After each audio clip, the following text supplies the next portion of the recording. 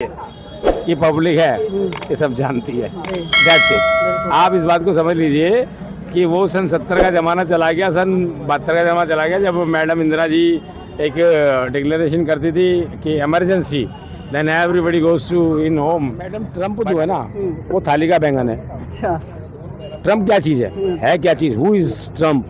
कुछ नहीं है, जीरो पर डजन नाटा। कोई असर पड़ने वाला बेवकूफ़ मसाले, उल्लू के पट्टे हैं। आज अमेरिका चल रहा है तो हमारे पे जी, लेकिन वो अंडरस्टैंड नहीं समझ नहीं, रात को माल फूक के सोता है, सुबह से खुद नहीं पता होता कि उन्होंने रात को क्या बोला था। अच्छा, चलिए ठीक है।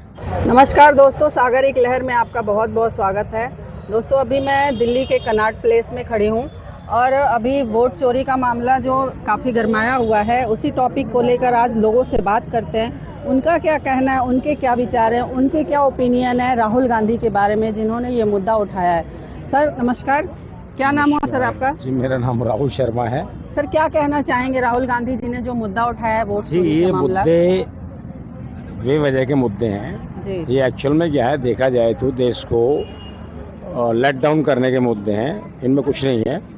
फैक्ट ये है, अगर आप देखें तो जब वोट बैलेट से होता था तो बैलेट की जो पेटियां थी वो चोरी होती थी, वो उठाई जाती थी, लूटी जाती थी। और बिहार में तो mostly you know very well about that, मैं क्या बोलूं, बिहार के लोग खुद ही बता सकते हैं।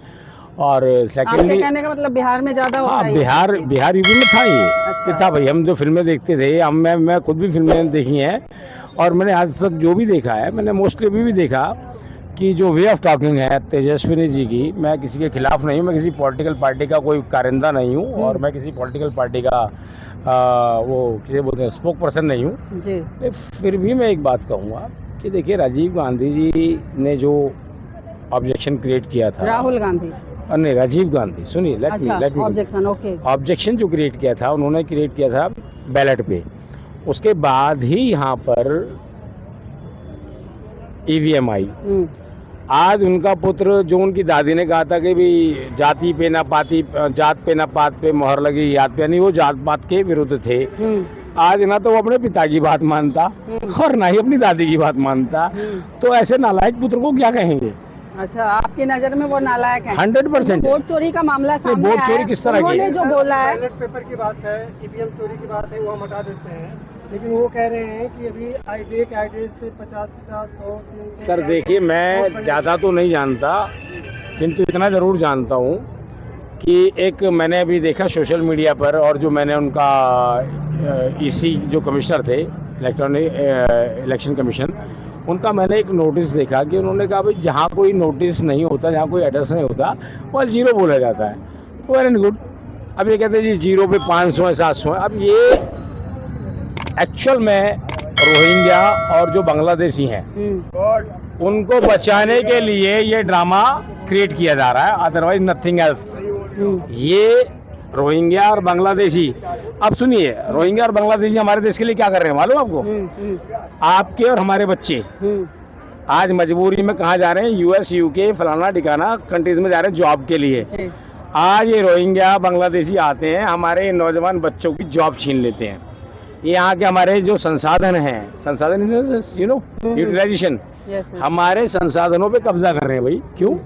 लेकिन सर, आप उनके वोट की पहचान कैसे करेंगे? सर वोट की पहचान, अगर मरे हुए लोगों की वोट नहीं हटेंगे तो क्या दिक्कत है? आधार कार्ड भी है, इलेक्शन। भाई साहब, मैंने भी देखे कई सारे न्यूज़ आप लोगों के, जैसे आप लोग सोशल मीडिया कर रहे हैं, मैंने भी बहुत सारे देखे। वहाँ एक लेडी को लेके आए हैं, वो थी कोई बिहार की, उन्होंने बोला जी मेरे वोट कार्ड लिए, बोला भाई तेरा वोट कहाँ है? आ गया जी। तो देखिए, ये पब्लिक है, ये सब जानती है। That's it.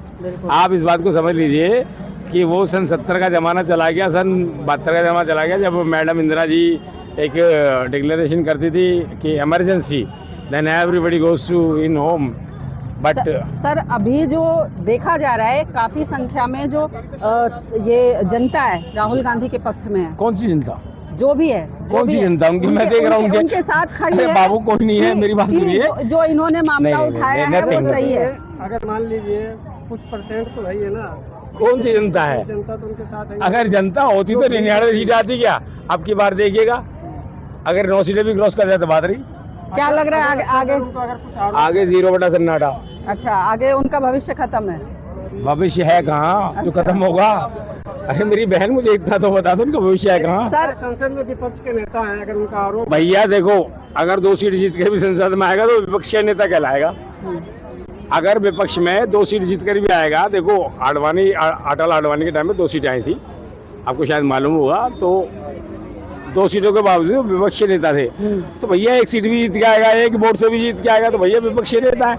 अब विपक्षी नेता अगर इतने हैवी होते, इतने पावरफुल होते, तो भैया सीट जीतते ना। बिहार के बारे में क्या कहना चाहेंगे? क्या मेरी बहन अगर मेरी वाला है? बहन अगर मैं आपको बताऊं, देखिए मेरे भाई भी हैं और यहाँ जितने भी लोग सुन रहे होंगे मेरी बातों को, और मेरी बातों से अगर इत्तेफाक रखते होंगे तो उनको पता है कि आज हिंदुस्तान में, आप दिल्ली में रहती हैं, आपने देखा होगा दिल्ली में सड़कों का क्या हाल है। दिल्ली में सड़कें ऐसी बना दी हैं, अभी वो कुछ 2-4 दिन पहले ही मोदी साहब ने एक उद्घाटन किया अर्बन डेवलपमेंट की जो सड़कें थी बाईघाट, मैं उस पर चल के आया हूँ। मैं वहाँ से आया था हरिद्वार से आते हुए मैं आया क्रॉस करता हुआ, क्या बोलते हैं उसको, सहारनपुर से मैं आया करनाल, और करनाल से जो मैंने जो सड़क पकड़ी है, यू कांट बिलीव इट, इतनी अच्छी सड़कें मैंने कभी सपने में नहीं सोची। मैं यंग जनरेशन का बच्चा हूँ और मैंने कभी इतनी सड़कें अच्छी नहीं समझी, नहीं देखी। ठीक है, तो अब ये कितना ही शोर मचाए, क्योंकि देखो शोर वही मचाता है जो गलत होता है। अगर मैं सही हूँ तो मैं सही का साथ दूंगा, और अगर मैं गलत हूँ, भैया चोट में जख्म पे ही दवा लगती है, वही चिड़चिड़ाहट करती है जो लगती है ना, मान लो कटिंग है। भैया इनके दुख हो रहा है। तो आपके कहने का मतलब है आगे जो भी बिहार, यूपी, जो भी चुनाव होने वाले, मैं चाहता हूँ, मैं परमपिता परमात्मा से दुआ करता हूँ, उनसे ब्लेसिंग मांगता हूँ कि यूपी बिहार जो आज चल रहा है उससे बहुत बेहतरीन चले। लेकिन अगर ये लोग आए तो यू कांट बिलीव इट, एक 9वीं पास उस अफसर का सोचिए जो उसको सैल्यूट करता है, एक 9वीं पास को। ट्रंप ने अभी राहुल गांधी के पक्ष में बोला है, उसके बारे में क्या बोलना है? मैडम, ट्रंप जो है ना, वो थाली का बैंगन है। अच्छा, ट्रंप क्या चीज़ है क्या चीज़? Who is Trump? कुछ नहीं है, 0 पर डजन नाटा। मोदी जी के बहुत अच्छे दोस्त कहा जाता है। अरे भैया, दोस्त से राजनीति में कोई किसी का नहीं होता, ना कोई दोस्त होता ना दुश्मन होता। राजनीति में कोई दोस्त दुश्मन नहीं होता। यहाँ तो अपनी रोटी सिक गई तो दोस्त है, अपनी रोटी कच्ची रह गई तो दुश्मन है। तो ऐसा क्या हो गया? अब मैडम देखिए, पहले काफी दोस्ती थी, सुनिए, पता है, जब तक ट्रंप को लग रहा था कि भाई मोदी जी हमारी बात मान रहे हैं, वो दोस्त थे। आज मोदी जी ने जो उन्होंने अभी एक क्रिएटिव सिस्टम किया कि भाई ऐसे नहीं ऐसे करो, ऐसे नहीं ऐसे करो, भाई उसमें इनकी हमारे देश की खेती, हमारे देश का कृषि जो सिस्टम था वो सारा गड़बड़ हो सकता था। मोदी जी ने एक बहुत बड़ा विचार किया, एक दूरदर्शन विचार करने के बाद उन्होंने एक सुदूरदर्शी विचार था। उन्होंने कहा भाई नहीं, हम नहीं करेंगे, क्योंकि आप जो चाहते हो कि उससे मेरे किसान खराब हो जाए, नहीं, उससे चाहे कि मेरे किसान की रोटी खत्म हो जाए, नहीं, ऑलरेडी किसान की रोटी खत्म हो चुकी है। क्योंकि ये जो कंक्रीट के जो महल बन रहे हैं ना, ये जो बड़ी बड़ी बिल्डिंग्स बन रही हैं कंक्रीट की, इसकी वजह से ऑलरेडी किसान की रोटी खत्म है। आज जो रोटी मिल रही है, आप चारों तरफ कंक्रीट के भवन बन जाए, भवन बनेंगे तो क्या होगा, फिर आपको रोटी कहाँ से मिलेगी? फिर हम दूसरों को डिपेंडेंट हो जाएंगे। फिर भी सर ऐसा नहीं लगता अगर अमेरिका से हमारा रिश्ता खराब होता है तो क्या हो जाएगा? के थ्रू काफी हमारे जब हमारा भारतीय अमेरिका में पढ़ते हैं, जॉब करते हैं, कोई असर पड़ने वाला है? साले उल्लू के पट्टे हैं। आज अमेरिका चल रहा है तो हमारे पे अंडरस्टैंड नहीं समझते ना कि हम पाले हुए हैं। अरे भाई सुन तो लो मेरी बहन, नहीं समझते ना, तो आई विल चैलेंज यू कि वो एक बार हिंदुस्तान का बायकॉट करे। अगर उसकी सारी कंपनियां धरातल पे जमीन पे ना पड़ जाएं। मैडम, आज जानते हो अमेरिका क्यों है? मैं आपको बताऊंगा, आप कहीं कैसी बात कर रहा भाई। मैंने एक बार एक अमेरिकन से पूछा, मगर भाई आप लोग इतने ग्रोथ कर रहे हो, कैसे कर रहे हो? तो उसने एक बात कही कि हम इंडिया की वजह से कर रहे हैं। तुम कह रहे इंडिया की वजह से कैसे कर रहे हो? कहते जी आपके यहाँ आरक्षण है ना, रिजर्वेशन, उसकी वजह जो 99% जो मार्क्स लाते हैं ना वो अमेरिका आ जाते हैं। और जो 35% वाले जो लोग हैं वो यहाँ रहते हैं। अब भैया 35% वाला तो घोड़े के दौड़ में दौड़ रहा है, और जो 99% वाला वो बेचारा बारात में नाच रहा है। तो सर आपको ये नहीं लगता कहीं ना कहीं कमी जो है हमारे इंडिया में है? पूरी कमी है भाई। क्यों लोग उधर ही भागते हैं? अगर 99% वालों को वैल्यू दिया जाए आपको, तो हमारा देश ज्यादा विकास कर सकता है। 99% को वैल्यू दोगे तो भैया फिर ये आ जाएंगे नाचने के लिए, क्या हाथ में लेके संविधान खतरे में। अरे भैया, बाबा साहब अम्बेडकर ने कहा था कि इन लोगों को हटाओ, इन लोगों से कुछ नहीं है। आज आपको मालूम है आरक्षण कितने साल के लिए था? अगर आप आरक्षण उसको देखेंगे ना आप अपने संविधान को, तो ये मात्र 10 से 20 साल के लिए आरक्षण था, हाँ उस टाइम ताकि every people like as a equal, हर आदमी बराबर आ जाए। लेकिन अगर आज हम संविधान से इसको हटाने की बात करते हैं तो भैया फिर तो नाचेंगे लोग। तो भैया आज 33% वाला तो डॉक्टर बनेगा और डॉक्टर लेके 6 नहीं थोड़ा लेके आपके दांत उखाड़ेगा और उसके बाद में फिर आप तो भैया फिर क्या करोगे? भैया रोटी तो कमानी है, इतने बाप ने पैसा लगाया है, आपके माता पिता ने इतना पैसा लगाया है, उसे कवर करने के लिए कहीं तो जाएंगे आप, अमेरिका, लंदन, पेरिस, न्यूयॉर्क, या इफ एनी कंट्री। लेकिन सर यही चीज तो मैं कहना चाह रही हूँ कि ट्रम्प का जो है उसे तो लग रहा है अपने मुझे क्यों नहीं कहती हो? हम पाल रहे हैं इनको। अगर नहीं आप मेरी बात बताए, मेरी गुड़िया, मेरी बेटा, आप क्यों नहीं कह रहे हो कि भैया आरक्षण का विरोध करना चाहिए? अब आरक्षण का विरोध हुआ, सुनिए। अच्छा, एक बार राहुल गांधी ने इस मुद्दे को उठाया था। देखो मैडम, राहुल गांधी रात को मालफूक के सोता है, सुबह से खुद नहीं पता होता कि रात को क्या बोल रहा था। अच्छा चलिए ठीक है। और बाकी सर एक चीज मैं और कहना चाहूंगी। एक मिनट मैं एक छोटी सी बात अपनी कहूँगा। देखो मेरे जितने भाई भी सुन रहे हों या आप सुनाएंगे, भाई ये देश आज़ाद के बाद से सरकार किसके हाथ में है? कांग्रेस के हाथ में। अब कांग्रेस के हाथ में सरकार थी तो इन्होंने इतने डिप्लोमेटिक जवाब क्यों नहीं दिए? क्यों नहीं इन्होंने डिप्लोमेटिक वो जैसे डिसीजन कहते हैं, क्यों नहीं लिए भाई? आज हमारे देश का नौजवान बाहर भीख मांगने का मजबूर है। आज इनकी जितनी बड़ी बड़ी कंपनीज चल रही हैं उनका सीईओ कौन है?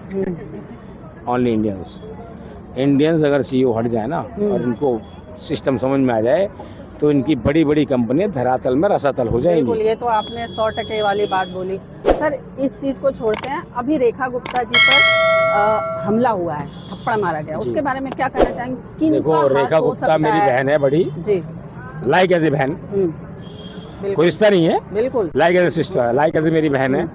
और जिस भी आदमी ने किया है वो नीचता से भी नीचता भरापूर्ण करे गया है, क्योंकि हमारे हिंदुस्तान में स्त्री पर हाथ उठाना तो वैसे ही जायज नहीं है। बिल्कुल, आप कितनी गलत बोल रही हैं, लेकिन मैं आप पे हाथ उठा दूं तो मुझसे नालायक नीच कौन होगा?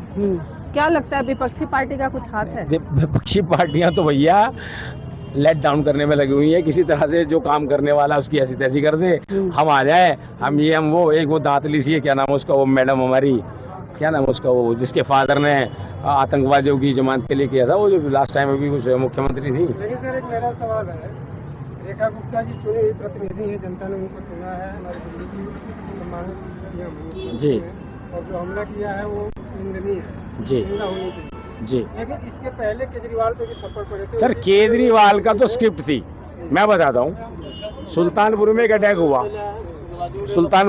हुआ, माला पे नहीं थप्पड़ मारा, तो केजरीवाल एक फिल्मोनिया नेता थे, वो फिल्मों से आए, उन्होंने दिखाया। अच्छा आपने देखा जैसे नहीं एक मिनट, अरे भाई एक मिनट रुक तो जाओ। देखो किसी के तो काम से लोग जलते हैं, किसी को लोग जलाने के जलते हैं। तो मेरी बात सुने, रेखा गुप्ता ने जो काम कर रही हैं, क्योंकि मैं जानता हूँ क्यों उनको थप्पड़ रसीद हुआ, मैं बताता हूँ। क्योंकि वो जो रेखा गुप्ता हैं वो झुग्गियाँ साफ कर रही हैं।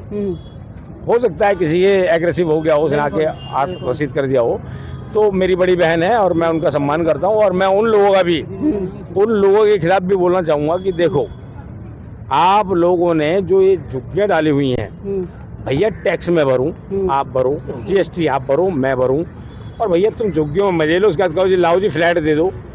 भैया कौन सी नीति है?